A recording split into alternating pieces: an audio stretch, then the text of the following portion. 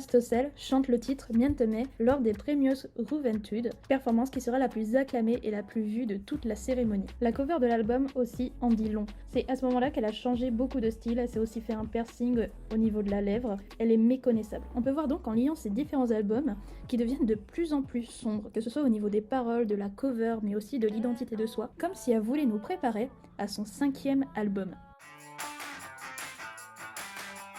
En mars 2023, Tini révèle qu'elle travaille sur un nouvel album. Dans une même interview, Tini a révélé que les luttes personnelles qu'elle a rencontrées au cours des dernières années avaient principalement influencé son nouvel album. Elle a déclaré qu'elle souhaitait s'ouvrir au public via l'album, qui selon elle marquerait une rupture sonore par rapport au son de ses musiques précédentes. En février 2024, Tini a bloqué ses réseaux sociaux et a tout supprimé. Le 15 mars 2024, elle a partagé une photo d'un sol rempli de mèches de cheveux coupée sur Instagram. Elle publie par la suite des clichés d'une séance photo dans une salle de bain. Le 26 mars 2024, elle a annoncé son 5e album studio intitulé Un Millón de Pelos et sa date de sortie via les réseaux sociaux.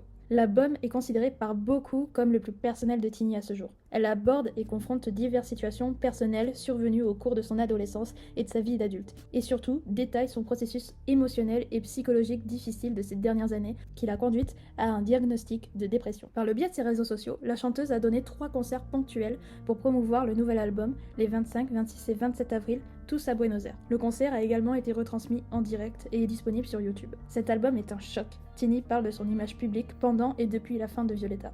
Chaque chanson pointe fort les problèmes qu'elle a vécus, que ce soit les critiques de son propre corps, son image qui est toujours liée à Violeta, la dépression, la perte d'identité, mais aussi la maladie